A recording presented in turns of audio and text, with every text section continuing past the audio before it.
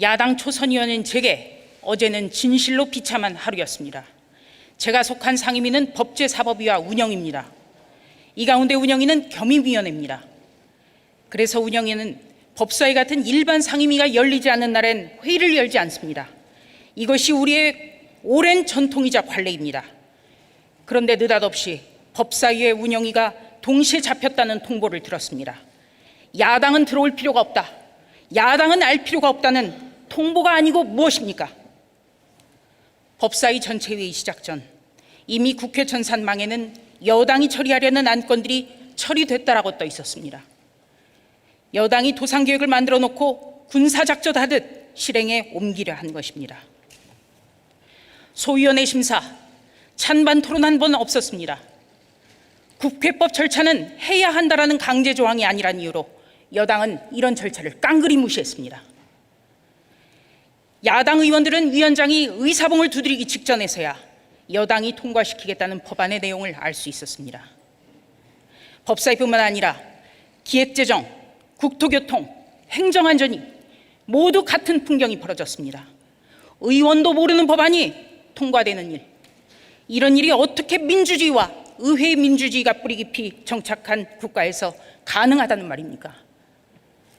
다수결의 원칙을 따르더라도 과정과 절차를 지키는 것이 민주주의의 대원칙입니다. 대통령이 주문한 입법 속도전을 무조건 밀어붙이는 것, 여당 스스로 삼권 분립의 한 축인 국회를 통법부로 전락시키는 것입니다. 전 정권을 적폐로 규적짓고 청산의 대상으로 삼았다면 완전히 새로운 모습을 보여줘야 하지 않겠습니까? 군사정권 시절 법안을 날치기 처리할 때도 법안 내용은 공개됐었습니다. 하지만 작금의 여당은 군사정권 시절에도 보지 못했던 일들을 태연하게 벌이고 있습니다. 진실로 누가 적폐입니까? 누가 진짜 적폐입니까? 어제 법사위에서는 이른바 주택임대차보호법 개정안이 여당의 예정대로 처리됐습니다. 그리고 오늘은 국회 본회의에서 통과시키겠다고 합니다. 국민의 삶에 엄청난 영향을 미치는 법안, 전 국민의 실생활과 직결된 내용인데도 불과 이틀 만에 일사천리로 매듭 짓겠다고 합니다. 주택임대차보호법, 이름은 정말 근사합니다. 그러나 한꺼풀만 걷어내면 문제점이 보입니다. 우선 해당 법이 시행되기 전까지 기존 계약을 끝내지 않으면 시세를 반영할 수 없어 벌써부터 전셋값이 수천만 원에서 많게는 억 단위로 무섭게 치솟고 있습니다. 전세를 월세로 바꾸려는 움직임도 가시화되고 있습니다. 월세집이 많아지면 서민의 주거비 부담은 커집니다. 내 집 장만의 꿈은 꿀 수 없게 하고 전세도 살지 못하게 하는 법, 이런 것이 바로 민생악법일 것입니다. 위헌 소지가 크다는 것도 심각한 문제점입니다. 계약갱신 청구권제는 기존 세입자에게도 적용됩니다. 법 시행 이전에 올린 임대료 처리를 놓고도 대혼란이 벌어질 수 있습니다. 이런 허점투성이 법안을 임대차 보호라는 이름으로 포장해 국민을 속이는 것, 이런 것이 혹세무민입니다. 대한민국 30대는 최근 2년간 100조 원 이상의 담보대출을 받았습니다. 올해 들어 아파트를 가장 많이 산 세대 역시 30대입니다. 2020년 7월 현재 대한민국에선 30대 부부들이 혼인신고를 미룬 채 남편은 주택대출, 아내는 전세대출을 영혼까지 끌어모아 남편 명의의 집이 아내가 세입자로 들어가 사는 믿기지 않는 일이 벌어지고 있습니다. 그나마 이런 편법적 기회조차 잡지 못하는 부부가 수두룩하다고 합니다. 이러니 이번 생에 집 사기는 틀렸다란 이생진망에 좌절하는 것입니다. 내 집 장만을 꿈꿀 수 없는 나라가 나라입니까? 왕성하게 일하는 우리 젊은이들이 좌절과 배신감을 푸는 것, 이것이 정치라고 저는 생각합니다. 서민에겐 중산층으로 도약할 수 있다는 희망을 주고 중산층에겐 중산층이라는 자부심을 느끼게 하도록 하는 것, 이것이 건강한 나라요, 건강한 정부일 것입니다.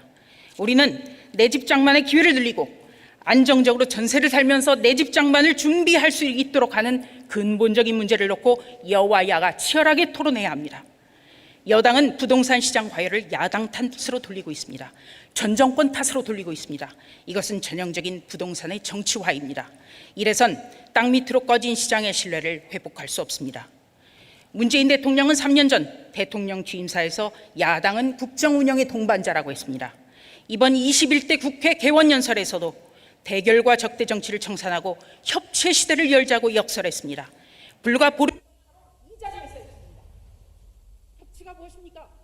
지난 4.15 총선에서 176석을 차지한 절대 여당이 손을 내밀어야 이루어질 수 있는 것, 이것이 협치입니다. 이것이 양보입니다.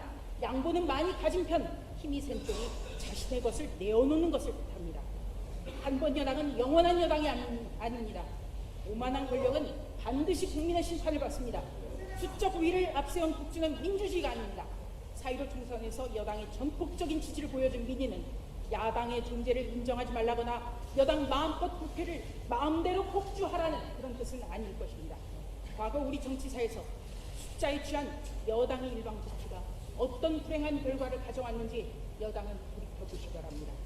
대한민국 민주주의, 의회민주주의는 1987년 6월 민주화 항쟁을 계기로 뿌리를 내렸습니다. 그리고 지금 더불어민주당 여당엔 민주주의를 위해 투쟁했던 분들이 많습니다. 지금 이 국회에서 펼쳐지고 있는 것이 민주주의입니까? 의회민주주의입니까? 민주주의를 외친 사람들이 독재를 하는 것, 그것은 더 나쁘고 더 악한 것입니다.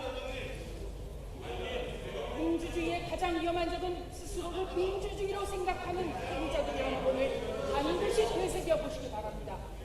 사랑하고 존경하는 국민 여러분, 지난 4.15 총선에서 미래통합당은 국민 여러분께 심판을 받았습니다.